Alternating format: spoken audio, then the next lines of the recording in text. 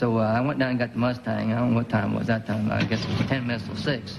My recollection may be wrong. I thought it was 3-4 blocks north and 3-4 blocks west, and stopped at the service station and asked them to fix a tire, if they could fix a tire. And this guy was, he said, no, we're too busy this time of day. So then I drove around. I was going to circle right back and park the car same place that I picked it up.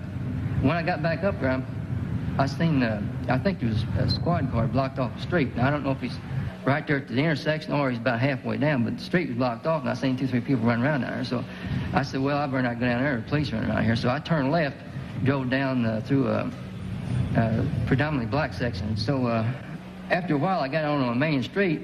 I was going to call this telephone number in New Orleans and find out if they could contact Raw and see if anything happened there, because I thought maybe being some guns around there, some type of raid or something. Anyway, when I was driving out there, they said something about, I had radio and said something about Martin Luther King had been shot. I didn't think too much about that. And then about 10 minutes later, when I was on the outskirts of Memphis, or maybe I was actually in Mississippi, they said that they were looking for a white man in a white Mustang in connection with the shooting. So I decided then that I better, move on out of there. I drove on and cut off and went to Atlanta. And from Atlanta, I, went on to Canada, caught a bus. For 20 years now, Ray has claimed that he was framed for the assassination of Dr. King by Raoul, who, he believes, was a professional gunman. If the assassin had fired the shot from the bathroom window, he would then have had to get out of the bath, put the rifle in its box, run to his room to pick up the bundle,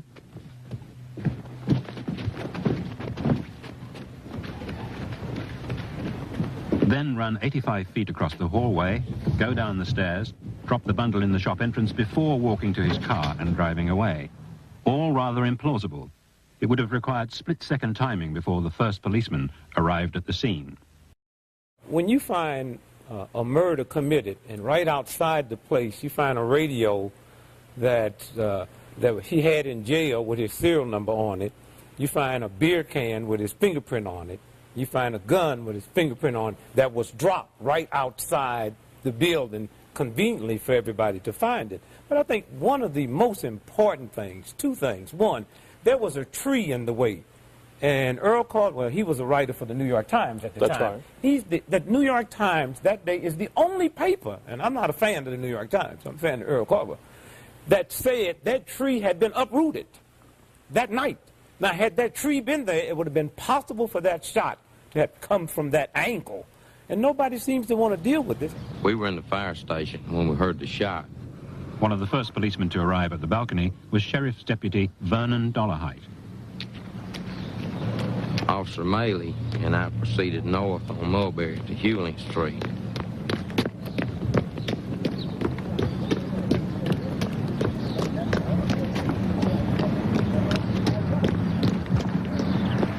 We turned west on Hewling and ran up towards Main. And there's an alley behind the buildings where the shot was fired from.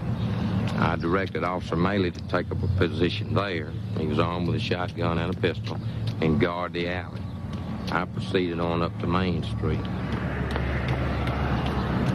I turned to go south on Main Street, checking those buildings. I proceeded on south, checking all the doors of all the establishments.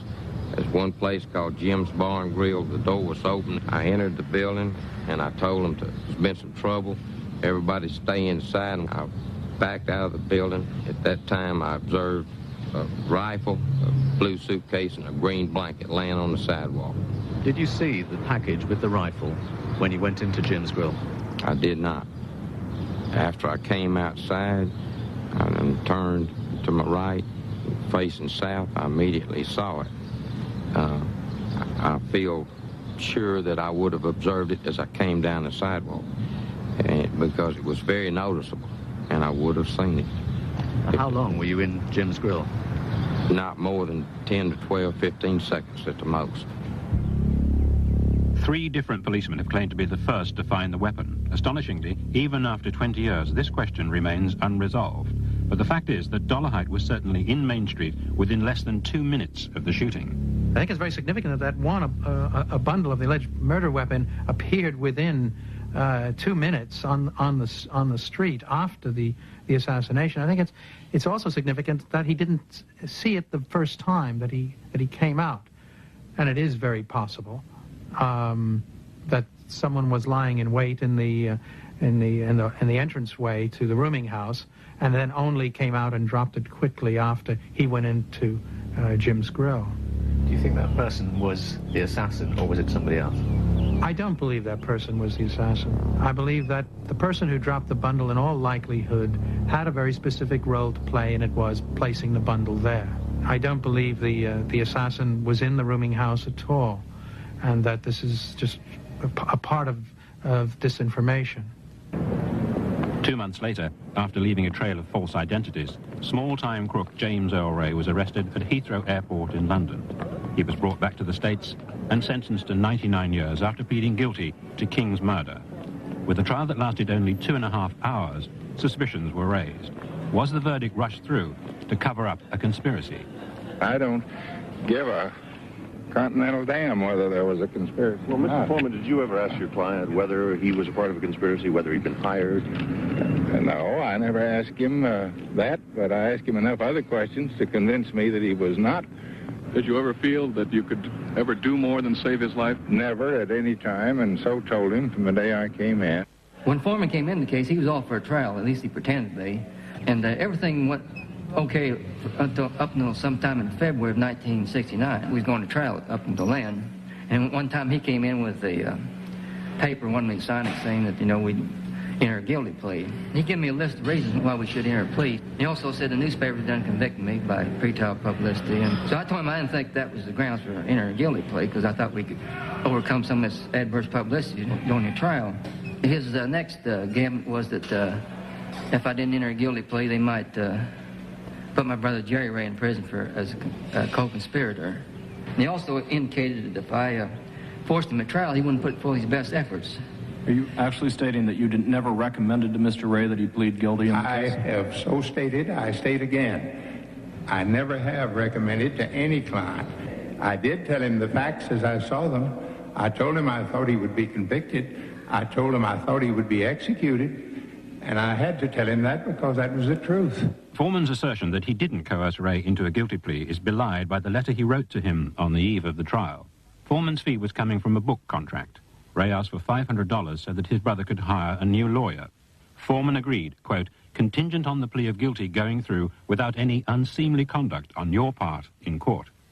So Mr. Foreman came to see me, and we discussed it, and I told him that I would, as in every case, where appropriate, accept a guilty plea on the basis of a 99-year sentence. I talked to the governor of Tennessee, the United States Attorney General, the Department of Justice. I did this as a matter of courtesy. They did not ever interfere with the way I conducted the prosecution of the case. It's only recently become apparent that there was a conflict of interest in the court's appointment of Hugh Stanton Sr. to assist Ray's lawyer, Percy Foreman, in Ray's defense. Stanton had also acted as lawyer for the state's chief witness against Ray, Charles Stevens. Did you ever consider that Hugh Stanton was in a conflict of interest because he'd also represented Charlie Stevens? Was that ever considered? No, as a matter of fact, I believe you're right that Mr. Stanton did. Well, I believe Mr. Stevens finally got somebody else. I don't know, but no, we didn't consider it any. You're telling me something that if that's a fact, I had forgotten it. But whatever it was, nothing came up to bother us about it. The only person the state named who identified Ray as the man who left the rooming house after the shot was Charles Quitman Stevens. Good customer. Bought a lot of beer in my place. Got drunk every day you could afford it. And on the day of the shooting of Martin Luther King, he came downstairs in the afternoon. Come down. I just got to work at 4 o'clock. Come down about 4:10 after I'd arrived at work. He was too drunk for me to sell him beer, then arrest him, so I sold him 2 quarts of beer to go. We tracked down cab driver James McGraw, who got a call to pick up Stevens from the rooming house that day. When I go up there and he was so drunk he couldn't even get out of bed. And I turned around and they wouldn't hold him. I went back down and told the dispatcher. and I just made a U-turn and left. And before I got down to the train station, it come over the radio that Martin Luther King had got shot. 2 or 3 people running around down there, so I said, well, I better not go down there, the police running around here. So I turned left, drove down through a predominantly black section. So after a while, I got on a main street. I was going to call this telephone number in New Orleans and find out if they could contact Raw and see if anything happened there, because I thought maybe a white man in a white Mustang in connection with the shooting. So I decided then that I better, move on out of there. I drove on and cut off and went to Atlanta, and from Atlanta I went on to Canada, caught a bus. For 20 years now, Ray has claimed that he was framed for the assassination of... So I went down and got the Mustang. I don't know what time it was that time. I guess it was 10 minutes till 6. My recollection may be wrong. I thought it was 3-4 blocks north and 3-4 blocks west, and stopped at the service station and asked them to fix a tire, if they could fix a tire. And this guy was, he said, no, we're too busy this time of day. So then I drove around. I was going to circle right back and park the car same place that I picked it up. When I got back up there, I seen, I think there was a squad car blocked off the street. Now, I don't know if he's right there at the intersection or he's about halfway down, but the street was blocked off, and I seen beans with guns around there, some type of raid or something. Well, anyway, when I was driving out there, they said something about, I had radio and said something about Martin Luther King had been shot. I didn't think too much about that. And then about 10 minutes later, when I was on the outskirts of Memphis, or maybe I was actually in Mississippi, they said that they were looking for